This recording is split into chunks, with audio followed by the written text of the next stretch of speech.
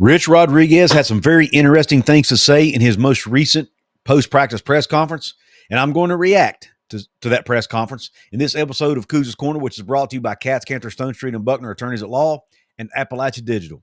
I'm going to react to a lot of the interesting nuggets that came out of that press conference, and we're going to do that right after this word from one of those sponsors.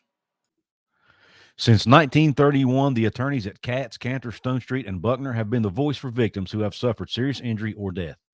They have a fierce passion for truth and justice and a sincere compassion for those who have been wronged by others. Whether you have been in a car accident or fighting with an insurance company, or you or a loved one has suffered serious injury or death due to medical negligence, we will ensure your voice is heard loud and clear. Katz, Cantor, Stone Street, and Buckner will ensure there is justice for all West Virginians because we are your lawyer, your voice. Visit us at yourlawyeryourvoice.com. What is up, and welcome into this episode of Couz's Corner, your home for top-shelf college football news and analysis around the West Virginia Mountaineers, the Big 12, and sometimes a little conference realignment. Today, we're focusing on West Virginia, and I want to react to Rich Rodriguez's most recent press conference. I haven't done a reaction video in a long time, but I thought, and I don't cover all these press conferences. I do the ones that I think are noteworthy, and of course, I did the one that was the first one of the spring. But in this one, I thought there were a lot of really interesting, some negative, some positive, takeaways from what Coach Rod had to say. And I felt like it was noteworthy to react to some of these things. Like I say, as we kind of, some of you may not, this might be the first time you've watched this press conference. For some, it may not be. But either way, I'm interjecting my thoughts as we go. But let's go ahead and throw this up on the screen. And I'm going to press play here, and I'm going to react, like I said, as we go through this. I don't know what practice it was. I don't think we got better today, but a lot of work. Did a lot of 2-minute drill situations at the end of the game.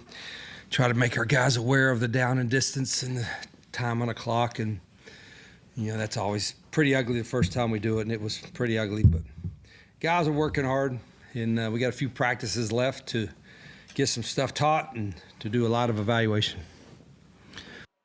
All right. So the part that many of the media and even some other creators have talked about is that part where he says we didn't get better today. And it does sound alarming, you know, to be honest, as a fan, it sounds alarming on the surface and when you first hear it. We didn't get better today. It tells me they had a rough practice. The guys probably didn't perform up to Coach Rod's standards, and he needs them to be better. And that's what it tells me. But if you dig a little deeper to put a positive spin on this, is Rich Rod, number one, he's brutally honest, and he'll tell you where the team stands. And two, I think Coach Rod, and again, this is my theory here. I'm not inside his head, so I don't know what he's thinking, but he seems like one of those coaches that may use the media and his press conferences to motivate his team. And this might be him telling his team, look, what you guys did today is not good enough, and it's not going to get it done. So I look at that as part of as possibly being part of this here and part of the comments he's making here. So yes, it's alarming that they didn't have a good practice, but I don't think it's enough to hit the panic meter or panic button just yet. Let's keep going. So, overview of your defense. Obviously, a major rebuild. Yeah, you got any opinion yet? How's that? You got any opinion of what you have? Yeah, I like the group. I like Coach Alley's staff and how they're working, but ain't none of them ever played. So, I mean, there's so many unknowns with that. But they'll play hard. But there's probably still some concerns at certain positions, depth-wise, and all that. But it's all new. You know, everything they're doing is all new. So they got a lot of work to do. But like I said, there's not a guy over there that's returning that played here. There's some of the transfers that played at their previous schools. So you get some experience with that. But they're getting a little better, I think, every day. Now, I think Rich Rod when he says guys that are returning that haven't played, I think he meant haven't started a lot or didn't start last year, because technically Asani Redwood on the defensive line, Hammond Russell, and Edward Vesterin, both also on the defensive line, have played a lot of football, or at least quite a bit of football at West Virginia. I think Eddie V's played over 900 snaps in his career at West Virginia. Now, I don't know where he stands health-wise, but I'm assuming Coach Rod knows those guys played. I'm assuming he knows that and was just speaking in generalities there, saying, hey, these guys didn't start last year. I think that's what he means here. But again, I'm assuming. I'm making an assumption. I'm not inside of his head. But and when he said at the beginning here, none of them have played, I think he meant none of them have played in this system, in Coach Alley's system, or under our, under this coaching staff. I think that's what he was mainly referring to there. The terminology's new, the system might be new, the way they do things is new. This staff has different expectations from an effort and execution standpoint, those types of things. It's all new. So I think that's what he meant. So anyway, let's keep rolling. So do you have an idea in your mind, even if you don't want to share it with us, of what you have to go and still fill portal-wise? Yeah, we need to get some O-line and D-linemen. We need to get some wideouts, a running back. Probably need to get some linebackers, a corner, safety, and a couple D-linemen. Pretty much whole team. Yeah, kickers. I made sure the kicker today he had been pretty good. Today wasn't the best day, so we probably need a kicker maybe to compete too. And then like what quarterbacks you're at, we got some competition there. But the other ones, it's yeah, we'll be in the portal. Long snapper? You got a long snapper? Those long snapper's been good. They thanks for that. Well, no, that's a positive. And long snapper and got a quarterbacks. You mentioned All right. Now there's a lot there. Okay, a lot to unpack, and some of this is going to tie into something he talks about later. So I don't want to get too far ahead of us here, but ahead of myself. He basically needs every position except quarterback and long snapper out of the portal. Now, I think some of that, especially with the kicker had a bad day. Sounded like it might have been his first bad day, and he's already talking about going to the portal. I think Coach Rod's, he's probably doing this right after practice, so I'm sure he's frustrated a little bit. So maybe there's some emotion coming through here in what he's saying. But also, I think Rich Rod has very high expectations for this football team. And by gosh, if you're not going to go out and you're not going to perform, then I'm bringing somebody else in here that's going to challenge you. Or maybe even you may not even be here, come fall. Because in a minute he's going to talk about the roster numbers, and that makes this conversation about the portal very, very interesting. So he basically is telling us I need better players at every position on the football team except quarterback and long snapper, because the guys I don't have enough guys at those positions that are in a lot of cases that are performing well enough, and in some positions like he's getting ready to talk about wide receivers, I think there are a lot of positions where he just don't have enough people, which the fact that he's going to have to cut the roster down by 20 guys makes that even more challenging. But let's keep going. Wide receiver at the beginning of spring was a position you already figured you'd have to go in the portal. Yeah. What do you now think? Because this is we just don't have for our system a little bit. We just don't have enough bodies. I mean, we want somebody obviously who can be the that one-on-one guy that you can rely on, and our guys are getting better, getting some confidence in them, but we literally don't have enough bodies to run the way we want to run it. So we're looking at some guys, and we'll fix that. And again, I got to remind myself we got to be at 105, which that's just 20 guys less, but it still is 20 guys less. That was probably 3 of those 20 would have been wideouts. Now, I don't know how many of you picked up on that. I've got to cut. I don't have enough bodies at wide receiver, which means he needs more wide receivers. Right? Well, but I got to cut 20 players off my roster, and 3 of those will be wide receivers, probably. The math's not mathing here, folks. The only thing here's how I interpret that. And you tell me if I'm wrong, you let me know in the comments. We have got at least 3 wide receivers on the team that are probably not up to standards and are not performing well enough to help us win now. So they're probably going to be part of that 20, or maybe he's talking about 3 walk-ons, right? But he's going to have to go out, but because he don't have enough bodies, why would you let those 3 go if you need more bodies anyway, right? That's telling me that those 3 guys may not be good enough right now, which means he's going to have to go out and probably get not only 3 wide receivers, but even more wide receivers out of the portal, which means that's going to be less bodies at other positions you're going to be able to bring in. So the staff's got to have a very tough decision to make, or decisions to make, on how many guys we need in each room. And there's going to be some position coaches that probably don't get what they want, because if he needs more wide receivers, he's going to have to take those from another room. Does he take it from linebacker? Does he take it from corner? And that's where something he's going to talk about later in the press conference, guys who can play multiple positions are going to come into play. To me, the secondary is where you might be able to have guys like KK Tarnu, for example. He's played multiple. He's played both safety and corner. You're probably going to have some guys that can play both safety and corner. Maybe you even have a guy that can play defensive end and bandit or inside linebacker and bandit. You know, there's going to be some guys on this team that are going to have to play multiple positions. And I think that's kind of part of as we go through here, you'll hear him talk about that.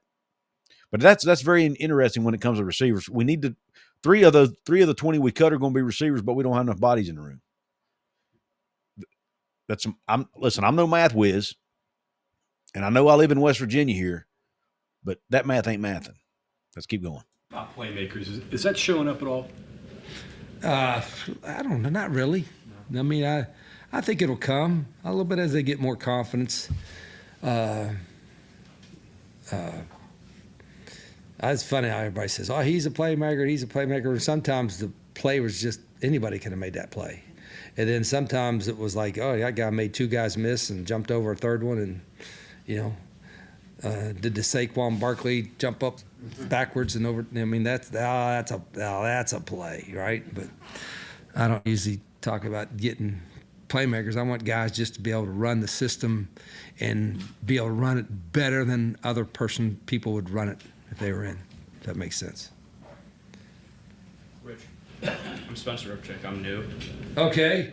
Good to see you, Spencer. Who you work with? You got all these fine media folks. Who are you with? Are you independent or No, I'm with the TikTok? Dominion Post. Huh? I'm with the Dominion Post. Oh, okay. Oh, you're booting you out and taking a new one in. I'm actually going back to my actual job. Big job, big shoes to fill. You missed the TikTok pressers. I saw it everywhere, though. That's it. So, what do you think of potential? You say you want to adopt a pro model one day, or it's getting closer to a pro model. Mm-hmm. What do you think of the potential of potentially playing another FBS school in the spring game instead of playing? I saw where Coach Prime brought that up, and I don't blame him. Shoot, that's a way to, if you're going to have one, make a little money. And I don't think they would do it. You get so competitive, I don't know if coaches would want to have it as an actual game that counts, and you got to probably have some parameters where we're going to play everybody and kind of more of a scrimmage type of situation. But I think the fans would enjoy it. I'm not really opposed to it. I just don't know if you would still like I agree with Coach Rule. You don't want to show somebody out there and then he does really good in that day and then somebody poaches him and pays him after a thing. I think if they change the portal thing, I would be more agreeable to scrimmage against somebody. I love the model of, especially with roster reduced down, to be able to practice against somebody else for a couple of days like the NFL does. Like I said, I've told you, the NFL's got it figured out, right? They've been the most successful pro organization for years. Why wouldn't we follow that? Because we're still student athletes, right? But let's not kid ourselves. They are professional student athletes. So let's adopt more of the NFL model to get some sanity into college athletics. That's my opinion. Now, you guys may think otherwise, and there's other good opinions, but that's mine. The genie's not getting out of the bottle. I thought we were going to start paying them, right? And then next year not paying them. So that's already out there, which is fine. I think it's great that our guys can earn some money and get a degree. Like I said, finish college with a degree and some money in the bank. That's great. But we've got to be able to put some sanity into the way it's organized. All right. Interesting.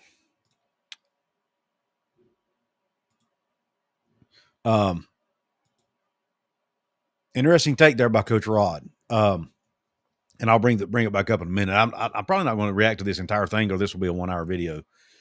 But there, I've done videos in the past about, I would love to see Marshall and West Virginia scrimmage each other for their spring game. I think it would be great for the state. The game doesn't have to count. So you don't have to, us West Virginia fans don't have to worry about West Virginia losing to Marshall, or not that would ever happen. But anyway, But no, in all seriousness, you don't have to worry about, you don't have to worry about who gets to split. You can have it in a neutral site, have it at Lately Field in Charleston, split the gate, or you can have it in Morgantown and still share the gate with Marshall, whatever. There are a lot of different ways you can do it.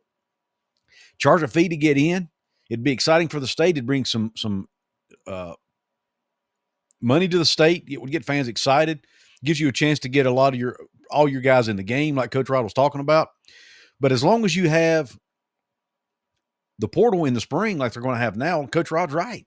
You develop these guys, you get them out here in a spring game setting like that, so to speak, where other coaches see how good they are, and then next thing you know, you're getting your players poached, and you're losing half your roster, right after spring camp, and then you got to rebuild all of a sudden. Now, I understand, and so I'd love to be able to see that, but I don't think it's ever going to happen until they get this portal thing figured out, like Coach Rod said. And I totally understand his angst and the angst of somebody like Matt Rule who don't want to see their players get poached. I understand it. You cannot take that chance in today's landscape of getting. I mean, it's hard enough anyway, right? You don't want to make it even harder by putting even more stuff out there on tape for these other coaches to see. So, all right, let's go ahead and go through a little bit more here. This next section, they're talking about defensive backs. Spot, you did bring in some experience in the scheme at least. How have things progressed there? Yeah, I thought they played pretty well today. I think they're getting a little better. At the beginning of spring, it was not as good as it needed to be, but it's the last couple practices have been better. And again, a little bit that's tempered because we've got to get some more guys to challenge them a little bit. And we've doing a lot of one-on-ones, a lot of evaluation. But I think they've gotten better, but there's still some concerns there, especially with depth. Now, he brought something to light there that I talked about after last season, or maybe even during the season. The two weakest position groups, in my opinion, on the team in the 2024 season were wide receiver and defensive back. And was that because they were going up against each other at practice every day? So they may have looked better than they actually were because neither of those position groups were performing at a high level at practice. And it may have been harder for the coaches to evaluate it because the group they were going against may not have been very good either. So that's something to think about. And Coach Rod acknowledged that. Hey, these defensive backs aren't being challenged enough because our receivers really aren't where they need to be, which he talked about earlier. He's going to have to go get some more guys.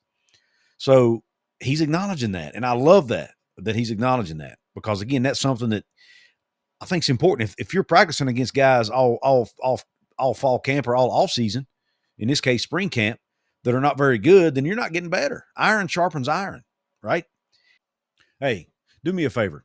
Go check out my good friends over at Appalachia Digital. If you need a brand new website for your small business, or if you're just looking to get found easier on Google, go check out AppalachiaDigital.com/Couz.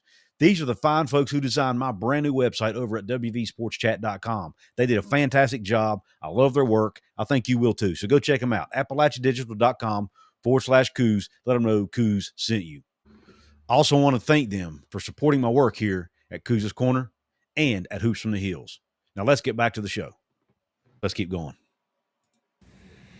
How crucial has your Jacksonville State transfers been in kind of helping with their experience in your system? Because like Reed was saying, Peric was saying Tuesday, it's like, if I get confused, I can just text one of them and say, hey, what does this mean? Oh, this means this. Oh, okay. They're almost like translators for kind of helping everybody else get used to it. Yeah, I think that's always the biggest benefit if guys follow a coach is that they kind of know the terminology more than anything else. Like every coach, a lot of the techniques and stuff are pretty similar, whether you go from one coach to another coach in football. But the terminology is going to be different. The schemes, the way they're called are going to be different. So that helps. And then, they're probably maybe they've never been yelled at. And so maybe if I yell at them, the guys from Jack State, every one of those has been yelled at, and probably quite a bit. Let's see, Cam, Bowie, a lot, yelled a lot. So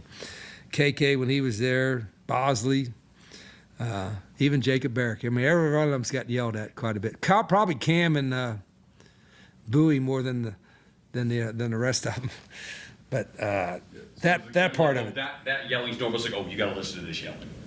Like it's more. No, a different hell, they voice better of listen to yelling. all of it. They're not selective. I'm not selective when I'm.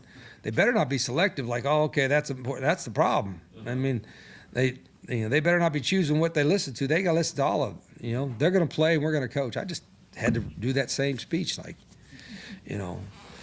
play. But yeah, and I don't mind you guys asking the players about the difference if they transfer. I think that's a natural. I mean, you guys do a good job of bringing it up, but sometimes it's kind of. It puts those guys in a kind of a tough spot, if you want them to compare programs or systems or what it's like here, what it's like there. The guys are usually wanting to be positive no matter where they're at. But I told them today, there's a lot of things we got to work on, a lot of things we get better at, but the thing that's non-negotiable was playing hard and playing tough. You cannot be soft and lazy. And I don't want one person to buy a season ticket to a Mountaineer game and sit in those stands and watch somebody be soft or somebody be lazy. Not one fan, because they could see that if you're doing that.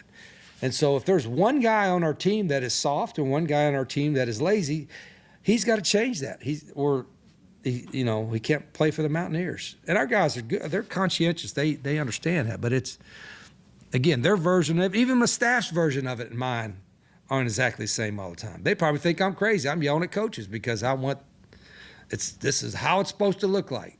And until it's to that point, and even when it gets to that point, I'm going to keep harping on it. I know you talk. I love Coach Rod in almost every press conference talks about his expectations seem to be much higher than maybe some other coaches out there. I don't know. Maybe I'm biased here. I don't know.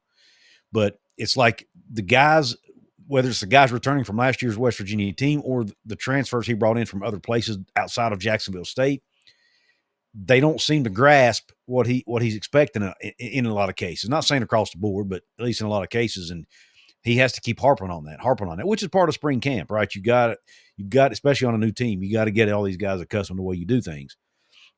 But I love the comment he made about I don't want to see one fan complaining about a guy being soft and lazy. Not one. He understands what it means to us. And that's why I think one of the reasons bringing Rich Rod back was a great move, because he gets it, man. He knows what it's like to be a West Virginian and what it means to be blue collar, hardworking, have a hard edge, as he likes to call it. He understands that. And he knows that fits the mold of this state that we live in and that we, or in some cases grew up in or from or whatever, go to college there, whatever. I know not everybody lives in the state, but you see my point. All of us that are West Virginians at our core, that's the kind of stuff we want in our coach and in our team right there.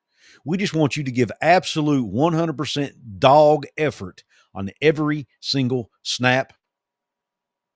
And that's what he wants to. And I love it, man. I love it. All right, let's go. The other day about the 105, but is there room in this game today for the one-dimensional player, or is it versatility pretty valuable in your eye now? Versatility is more important now than with the roster limit than ever before. I don't know if you said, like, it's going to have a bunch of Travis Hunters out there. He's a freak, but they're going to, these kids most of them played both ways in high school. Some of the harder O-line, quarterback, you wouldn't, D-line, but tight ends, receivers, those positions, that's part of our looking. Not only we're looking at our current roster, we're looking at some fact today. We get a couple of the defensive ends and out there running a few routes with them, see if they had hands like feet or they actually could catch the ball. So we're looking at all that. I guess it carries over to special teams too, right? Your That thing that our guys have a good attitude about that. I mean, again, I've probably told you my philosophy, special teams personnel wise, is maybe a little different. A lot of coaches say, they give you the old coach speak, put your best players on special teams, blah, blah. I like putting the backups on special teams because then they're a starter on a unit or two and they take a lot of pride in it. Now there's certain positions, like if you're a returner or if you're just great on a kickoff or something, there's an exception with that. But, a lot of our special teams guys will be guys that are maybe a second on the depth chart, but they're starter on a special team. So I've always liked doing it that way. Have you found a returner yet? I mean, I know you've worked on it, but oh yeah, I probably won't. It's. I wish we could. I say wish. I guess I could go live with our punt return unit, but they don't have enough work. It would just be he'd have to make 8 guys miss. You know what I mean? But they're catching the ball. We're not dropping them, so that's always a positive. You came in here about 25 years ago and faced maybe a tougher situation or a similar situation, placing Don Nealon and having a whole different kind of players. How does this compare the two? Yeah, I've thought about that. I was like, I know it was a different terminology, different system, and had lost. I can remember we had lost some pretty good players from the team that played in that bowl game. I think it was in Memphis. And so that was a hard spring. It was a harder spring than this spring, what I remember. And it was a bad season. It wasn't a good season. So it took a little longer. I think maybe with the transfer portal and be able to bring a handful of guys, like you said, that know the system, and probably a handful of coaches, more coaches that had been coached in our system. I mean, that was more, and there's more coaches, period. And frankly, I better be a hell of a lot better than I was then, too. You know, I told the team, if I'm not a better coach than I was 25 years ago or 5 years ago or 5 days ago. For those of you who may not have heard, the question was, you know, when you took over West Virginia the first time you were here, you know, you took over for Don Nealon, who was retiring, and, you know, you had a whole new team, basically, because you took over the team that Don Nealon had recruited. And, you know, back then there wasn't the transfer portal, so he basically had to coach the guys that were already there, essentially. And he talked about how, you know, it might even be easier now than it was then, because now you do have the portal, so you can go out and replace some guys. Or, you know, guys, a lot of them, back then, if they had the portal back in 2000 when he came over, a lot of those guys likely would have left the program and went somewhere else so they could play right away. But back then you had to sit out a year if you did that. And a lot of those guys probably didn't want to do that. So they just stayed on. And, you know, but now those guys leave, and or the coaching staff can even recommend that they leave, right? That happens too. So he talked about, hey, you know, that was a struggle, but this is a struggle, but he thinks it's a little bit easier now than it even was then because of the portal factor. And then he goes on to talk about how he's a better coach, which he's talked about many times in pressers. I'm going to go ahead and try to fast forward here a few seconds. We used to make the season highlight every year at the end of the year, and it's like, you know, replayed every game. This is fun to hear. And so I don't know where she found them. So it was like, boy, I looked really young. And I was like watching the thing, and like I can recognize some of the stuff, but I also remember like, geez, I could have been a heck of a lot smarter doing this or doing that. So anyway, I hope I've gotten better with maturity and years, but now that, you know, all coaches have so much help in personnel wise and stuff like that. But so anyway, to answer your question, I think I'm a little wiser, but there's different challenges too, that from we could fix our roster, but you can't lock down your roster. You know what I mean? It's like after the portal, I mean, here comes another portal thing. I mean, how ridiculous is that? There's another portal thing coming up in a couple of weeks, and then, you know, so it's harder to, you know, you wait, then you look at, I wasted all my time coaching this guy, getting him ready, and then he's getting a paycheck to go somewhere else. I hope that's not the case. You know, I mean, is this really your team, or is your team after the portal closes and you start in the summertime? Oh, it was my team when the day I took the job. Okay. But then sometimes my team changes. Yeah. You know what I mean? So it's the day I was having my press conference over there with the fancy thing, and they just throw their hands up and say, I'm done. I look at it as, you know, that's frustrating, but that's a good challenge, right? It's a challenge. It's a new challenge. So I better accept it as a new challenge and, you know, try to win at it. You know, that's why I don't. If everything else, I'll just tell you what I share with the team. We have to get more competitive. I love this competitive mindset. I mean, just not used to guys in any reps in practice. I'm not talking about individual, but reps in practice when you're going against another guy in a different color jersey. I'm not used to not being non-competitive in those reps, whether you're live or thud. It's just one-on-ones, whatever it is. I'm not saying it's the end of the world if you lose a rep, because everybody's going to lose a rep, but it ought to bother you a little bit. It ought to bother you as a coach. And I know it bothers coaches, but it bothers the hell out of me. I mean, it'll bother me till the next practice. I mean, and maybe I'm over, maybe old Dad can tell you, maybe I'm over the top competitive, whatever. But, man, I told the guys, I know they're all competitive. They play video games, right? Maybe that's why they were on TikTok. They wanted to compete to see who was the best dancer in tights. I don't know. Maybe that was the reason why they did it. You know, if that was the case, okay. But I don't believe that. But golly, 105 and the things that you're talking about here, how much does that narrow a couple of roster slots for guys that you think, hey, they may not be ready to help us this year, but could help us next year? Yeah, that's a good point. That's the fresh. For those of you who couldn't hear this question here, the reporter's asking, because I think this is important. When you have to cut your roster down, you know, you got to consider, some of these guys may not be able to help us this year, but they might be able to help us next year and the year after, right? So what do you do about that when it comes time to cut your roster down? And I thought you had a good answer. Frustrating part about it, particularly some of these younger guys that you could maybe see, hey, a year or two in the weight room with all the great stuff that we have here and our, strength coaches and stuff. Man, how many guys have you seen that, here over the years that freshman year, I don't know if he ever played. Then by the time his second or third year, man, they became really good players. And that development part of it is still important, but you have to make decisions because coaches have got to win right now. I mean, I'm gonna sit in front of you all and tell our fans, well, this is going to be a developmental year, so if we started off like I did 25 years ago, Bob, they're going to be like, what? This guy's a bum. You know what I mean? So, we got to try to win right now. We're going to do all we can to win right now. That makes it hard. That's the hardest part with some of these young guys. Coaches are telling me, I think he's going to be okay. I'm like, you mean in 3 months or 3 years? You know what I mean? We've got to evaluate that part when we make decisions. I love his number one goal is to win right now. That's why he went out and got 23 seniors out of the transfer portal in the last transfer portal window. Out of 30 or 31 transfers, 23 of them are seniors, guys. 23 of them. He's trying to win today. Now let's see if it works. Walk-ons fit into the equation with roster limits, and is there a future where walk-ons become extinct in college? Well, they're trying to. That's the thing that ticks me off the most. You're basically going to cut 20 walk-ons. Here's a guy. I'm a former walk-on. I don't know. I might have got cut. I mean, I survived. Everybody was quitting in front of me, so I was climbing the depth chart. But it